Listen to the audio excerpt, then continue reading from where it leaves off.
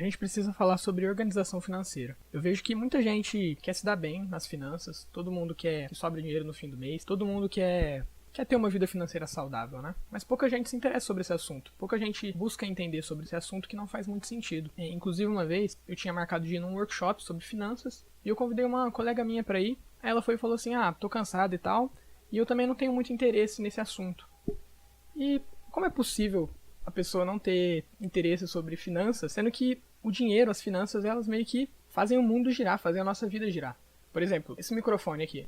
Esse microfone aqui custou dinheiro, foi usado dinheiro pra comprar ele, e ele foi produzido pensando em ganhar dinheiro, né? A câmera que eu tô usando aqui, o celular, ou o meu computador que tá aqui do lado, a roupa que eu tô usando, tudo isso aqui é graças ao dinheiro, né? Foi produzido para ganhar dinheiro e foi usado dinheiro para obter essas coisas, né? E como é possível você não querer entender sobre algo que você vai usar a sua vida inteira? Assim que você começar a trabalhar, ter sua renda, você vai estar gastando seu dinheiro, vai estar usando dinheiro. Como é possível você não querer ter esse controle? Você tem que ter controle do seu dinheiro, né? Mas é algo aqui no Brasil que a gente não tem muito interesse. A maioria das pessoas não são tão interessadas nesse assunto. Então eu trouxe aqui algumas dicas que podem te ajudar na sua organização financeira. São dicas que eu uso para minha vida e que me ajudam bastante. Uso desde o início, desde que eu comecei a trabalhar e ganhar meu próprio dinheiro. E espero que essas dicas possam fazer uma diferença na sua vida. Principalmente para você que ainda não trabalha, você que é jovem, novinho. Por quê? Mas eu não trabalho, por que eu vou querer aprender sobre finanças sendo que eu não ganho dinheiro ainda? Cara, o melhor momento para você aprender sobre dinheiro é quando você ainda não ganha dinheiro. Porque eu comecei assim, eu comecei a me interessar sobre esse assunto quando eu tinha 17 anos. Tava só estudando, ainda não trabalhava. E quando eu comecei a trabalhar, ganhar meu próprio dinheiro, eu já tinha um conhecimento, assim, suficiente para controlar bem o meu dinheiro. Então, desde o início, desde que eu comecei a trabalhar, eu consigo controlar bem o meu dinheiro por ter esse conhecimento. Claro que tem outros fatores também, né? Eu sou bem privilegiado, não tenho que dar todo o meu dinheiro pra minha família, pra ajudar a sustentar e tal. Mas, bom, ter aprendido sobre finanças antes de ter minhas finanças me ajudou bastante agora que eu tenho meu próprio dinheiro.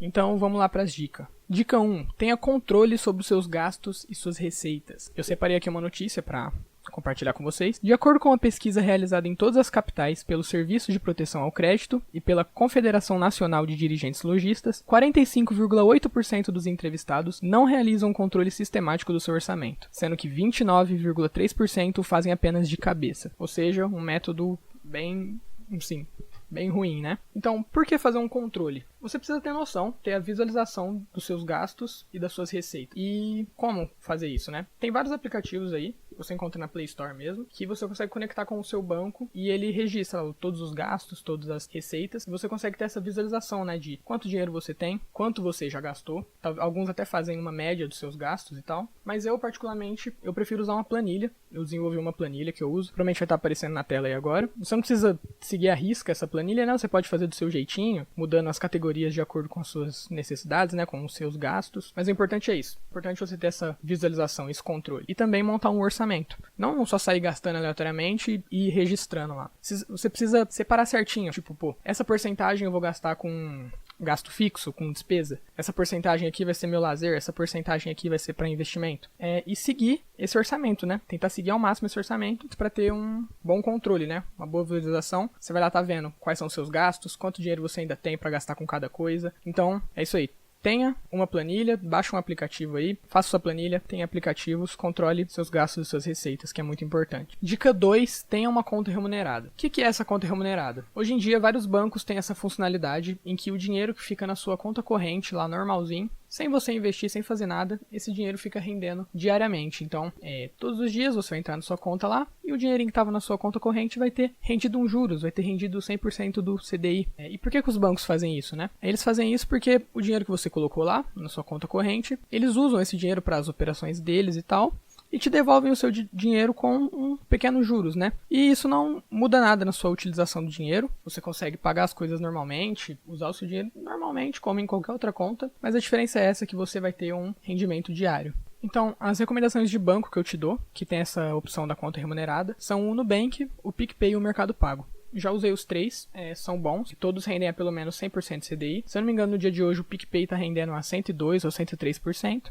E o Mercado Pago, se passar R$1.000 pela sua conta todo mês, rende a 105%. E o Nubank, se eu não me engano, está a 100% mesmo, é o menor dele. E agora a dica 3, que é um complemento da dica anterior, de ter uma conta remunerada. A dica 3 é pague somente no crédito. Muita gente deve ter ficado assustada agora, né? Por quê? Porque passar tudo no crédito. Muita gente vê o crédito com maus olhos, né? Como se fosse uma coisa ruim. Mas se você utilizar dessa forma, que eu vou falar agora, é um jeito bom, é o jeito certo, eu diria, né? De usar o crédito. Como eu falei na dica anterior, que você vai ter a sua conta remunerada, né? Vai estar rendendo diariamente o seu dinheiro. Se você passar tudo no crédito, você pode ter aquele dinheiro rendendo na sua conta até o dia de pagar a fatura. Então, no meu caso, eu pago a fatura no dia 5, então eu recebo meu salário e vou pagando as coisas no crédito que eu preciso pagar e tal, menos Pix e pagar boletos. Para isso você não usa o crédito, porque normalmente tem taxa para fazer Pix no crédito e taxa para pagar boleto no crédito. Aí não vale a pena. Mas então, compras normais, compras comuns, passe no crédito, porque aí o meu dinheiro vai ficar rendendo até o dia 5, que é o dia que eu vou pagar a fatura. Então vai ser como se tudo que eu comprasse tivesse um pequeno cashback, né? Vou ter esse pequeno rendimento fazendo essa estratégia.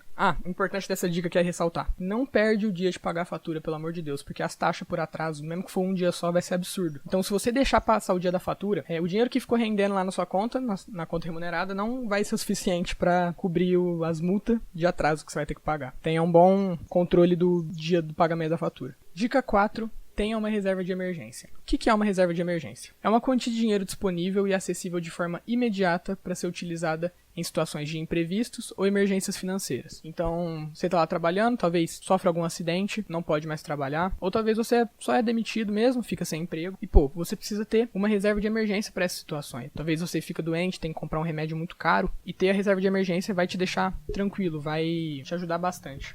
Mas no começo do vídeo eu falei que seria bom para os mais novos, né, essas dicas. E os mais novos devem estar pensando: mas eu moro com os meus pais ainda, se acontecer alguma emergência, eles vão ter que arcar com isso, né? Não vai ser comigo. Então por que eu vou fazer uma reserva de emergência? Bom, é verdade, né? Se acontecer alguma emergência, se quebrar o carro, se você estiver trabalhando e for demitido, seus pais vão te ajudar, né? Seus pais que vão pagar o conserto do carro, que vão comprar o pneu do carro se furar e tal. Mas você não vai ter esse privilégio para sempre, né? Você não vai depender dos seus pais para sempre. Uma hora você vai estar dependendo de você mesmo. Então já é bom você começar a montar essa reserva. E como que monta? Como que eu faço a reserva? Como que eu sei qual é a quantia certa? Bom, você vai pegar... Se você ajuda em casa, provavelmente se você trabalha e é menor de idade, você deve ajudar os seus pais em casa com pelo menos alguma coisa, né? Pega aí as coisas que você paga todo mês, aqueles gastos necessários pra caramba. Por exemplo, conta de luz, aluguel, conta de água, só as coisas que é necessária pra caramba. Comida, né? Supermercado. Você vai pegar esses gastos todos e vai fazer uma média do que você gasta por mês, multiplica por 6 ou por 12, que é a quantidade de meses que essa reserva vai cobrir. Então, por exemplo, quero ter uma reserva para cobrir os meus gastos necessários para 6 meses. Então, você vai pegar a quantia que você gasta com essas coisas por mês e multiplicar por 6 ou por 12 se você quiser ter essa reserva para um ano. Eu, por exemplo, eu gasto uma quantia meio que baixa ajudando em casa, né? Mas eu pego essa quantia que eu gasto e multiplico por 12, que é a quantia que eu sei que eu tenho que juntar para ter a minha reserva de emergência. E onde deixar essa reserva de emergência guardada, né? Numa conta, num investimento? Então, eu te recomendo a deixar em um CDB, que renda pelo menos 100% CDI, ou num RDB, no caso da caixinha do Nubank, né? Também tem a reserva do Mercado Pago, tem as caixinhas do PicPay, que é os bancos que eu mencionei lá atrás. E por quê, né? Por que deixar num CDB ou numa caixinha, ou num RDB, né? No caso da caixinha do Nubank, é um RDB, você deixa o seu dinheiro lá e ele vai estar rendendo a pelo menos 100% CDI, e você pode resgatar a qualquer instante, imediato. Se no caso for liquidez imediata, né? Que também tem a liquidez diária. Liquidez diária, alguns CDBs têm essa liquidez, que você solicita o dinheiro num determinado momento e no mesmo dia ele pode cair na sua conta. Porém, a maioria desses investimentos, se passar de um determinado horário, tipo 6, 5 horas da tarde, ou se for final de semana, você não pode sacar o dinheiro. Então eu te recomendo deixar na caixinha do Nubank ou na reserva do Mercado Pago, que eu sei que tem liquidez imediata. Você consegue tirar o dinheiro, não importa se for terça-feira, meia-noite, se for domingo, se for sábado, não importa, você sempre tem esse dinheiro lá pra pegar e poder utilizar. E por que tem que ser um desses investimentos, né? Por que eu não posso deixar só numa conta aleatória aí? Bem, você pode deixar numa conta remunerada, sem ser a sua principal, pra você não gastar a sua reserva de emergência. Deixa numa conta remunerada e deixa lá rendendo, pra todo dia, diariamente, tá vindo um juros lá e te ajudando a montar essa reserva.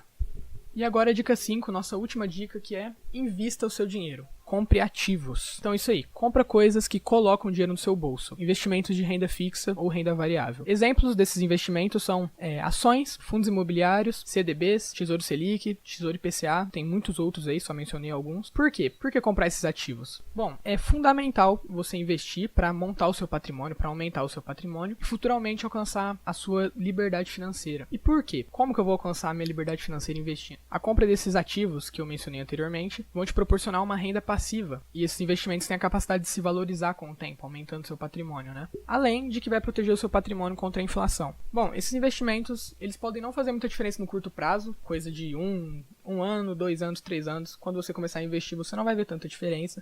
Porém, é uma coisa que, a longo prazo, coisa de 10, 15, 20, 30 anos, vai fazer uma diferença imensa. Mas por quê? Que diferença é essa? Por que tem essa diferença? Por causa dos juros compostos. O que são esses juros compostos? O que acontece é que o seu rendimento por esses investimentos passam a fazer parte do montante inicial e você passa a ter rendimentos sobre os rendimentos anteriores, que é aquilo que chamam de efeito bola de neve, né? O seu retorno vai estar te dando mais retorno ainda. Então, o tempo vai ser seu maior aliado. Então, quanto mais cedo você começar, melhor.